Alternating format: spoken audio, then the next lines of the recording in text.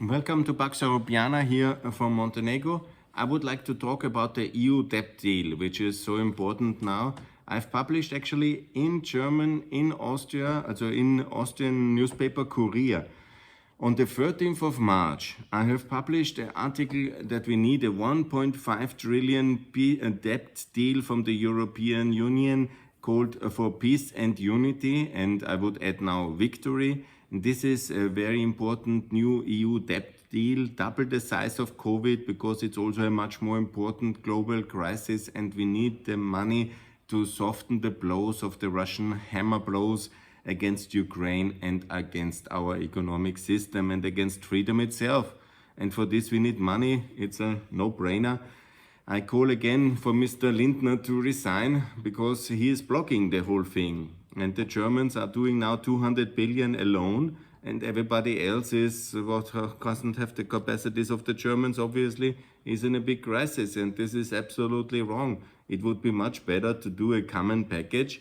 And there is a big debate now about it, and I cannot understand why we are not doing it. Here is my article, which I published already, and it's so logically, and I cannot really understand why we are waiting. What we need to finance? We need to finance, obviously, the victory of Ukraine, and we need, obviously, finance Ukraine itself. The President Zelensky is now calling for financial Rammstein. That's all very nice, and of course the Americans are paying much more than the Europeans. That's our big shame again. But what we need is no certain formats and new formats. We need simply a EU debt deal to fund it. And the EU is now paying another 3 billion, all fine, but what is really needed is a major package, 1.5 trillion, to fund the victory. Call it victory bonds, call it Euro bonds, call it whatever you call it. I have proposed Helmut Kohl bonds. I have proposed Adenauer points. I propose Genscher points to make Mr. Lindner happy. It doesn't matter for me the name. Peace, unity, freedom, recovery, reconstruction. It's much better to use the term reconstruction for this war than for the COVID, but it's the logical thing to do it. First of all, we need to transition Ukraine, first to fund Ukraine. Secondly, of course, I have here the euro must be a guarantee. There must be a peg for the Ukrainian currency, because obviously it's threat of massive devaluation, because that's how wars are often financed. So the hryvnia must be stabilized. It's now already lost values, and it's anyhow very fragile situation. So Ukraine needs much more funding to win this war, and the EU has to provide it. That's the first thing. Then, of course, the ammunition and the weapons for Ukraine, that costs something. Europe must be the arsenal of European Ukraine. So it must be that we have massive defense industry efforts that cost something. The supply of Ukraine, the weapons, the resupply of Europe. This is very important. We have already the first wave of the refugee crisis. Yeah? So that was now in the March, April times. Yeah? Now it has softened a bit after the summer. Now with this massive response of Russia to the Crimea, the bridge which I was celebrating, and that is not the Russian response, but the destruction of the Crimea bridge. And I called the Ukraine to destroy it completely. Ukraine, destroy completely the bridge like we have done it in the Sava bridge in '99.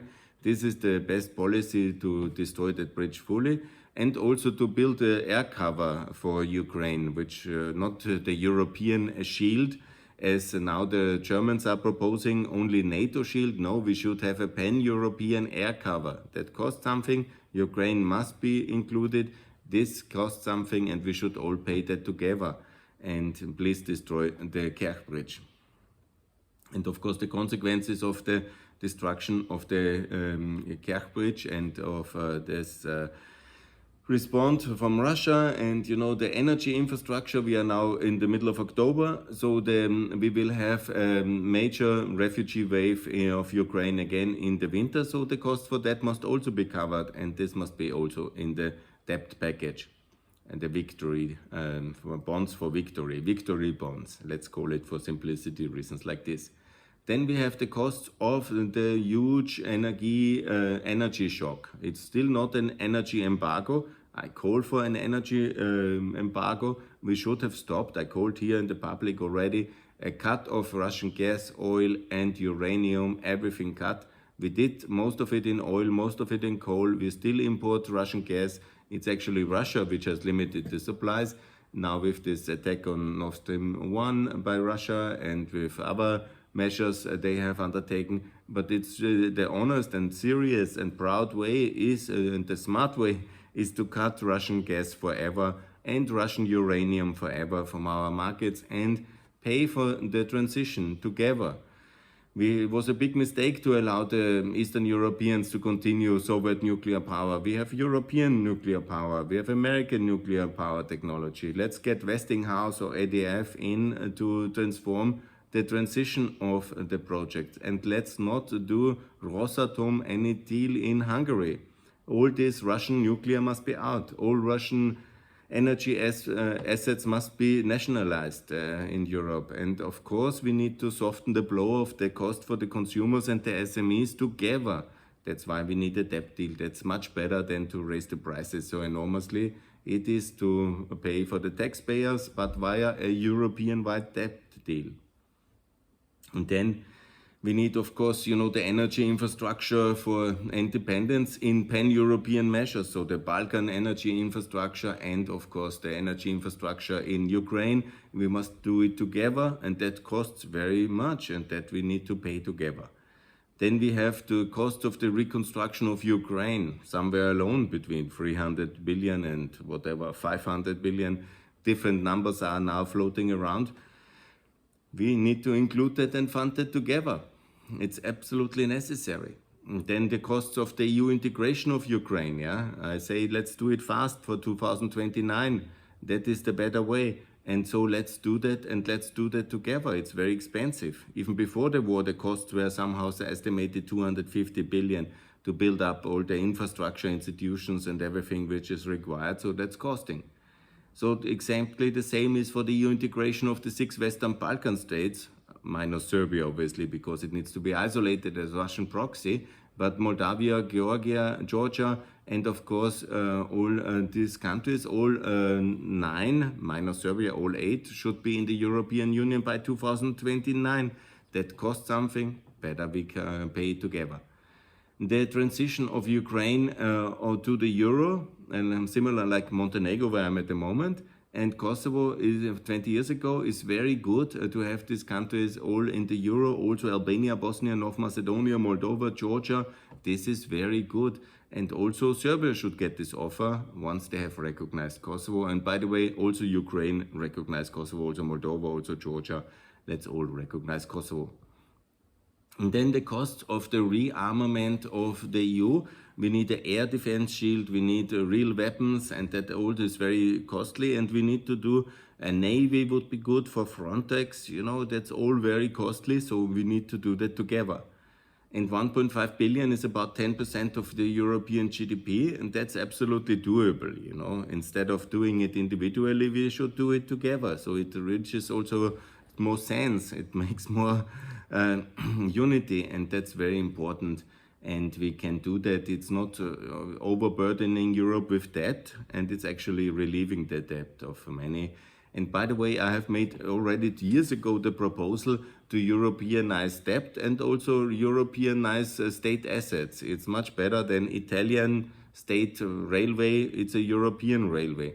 We need a European debt agency, like we have the Austrian debt agency, which is uniting all the debt of Europe in one EU agency for debt management.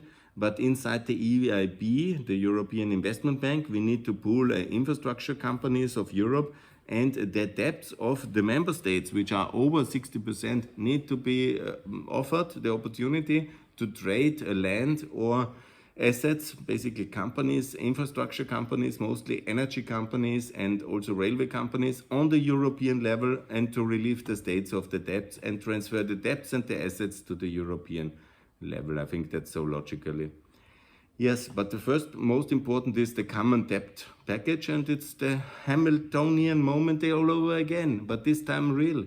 And wars are normally funded together. It makes a lot of sense, and I'm very much calling for this debt deal, and I call for Mr. Lindner to resign because he is rejecting it, and I call for this debt deal now to be at this European Council. And by the way, make the three countries join, the three NATO allies, Montenegro, Albania, and Macedonia. They could be very easily 2024 in the European Union, and make sure that you have EU candidate status not only for Bosnia but also for Kosovo, and visa liberalization, and the isolation of Serbia, and the EU candidate status of Georgia.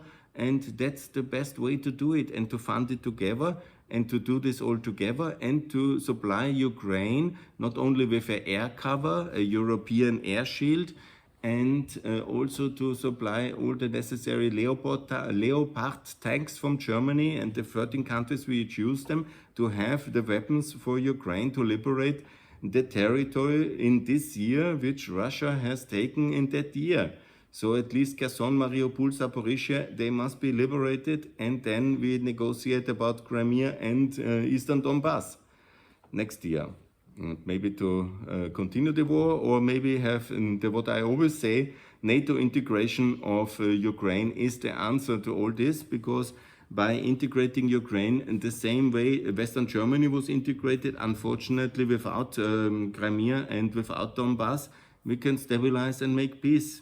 Of course, better is liberation, full liberation, and then NATO membership, but I'm not sure there will be the political support for that. So all the time I'm saying already, Western German model for Ukraine, very good, and let's do it, and let's end the war by the by the NATO integration of Western, or not of Western Ukraine, but of Ukraine minus the territories which are lost since 2014. And the rest must be liberated, and we need the money for that, and that's why this debt deal is so important. But not only the debt deal, but as I said, including infrastructure for all the 9 countries, including the euro for all the countries, the recognition of Kosovo, and the NATO membership of all the countries, and the Eurozone membership of all the countries, and of course the rearmament, all must be part, and the energy transition of all the countries towards a massive renewable project. That's the way forward. And that's what I want to propose. And I call for Mr. Lindner, if he doesn't accept that, please resign and make the way free for somebody competent. Thanks a lot, and more to come from Pax Europiana, advocating for a new EU debt deal for victory for Ukraine and for freedom for Europe. Thanks a lot. All the best. Bye.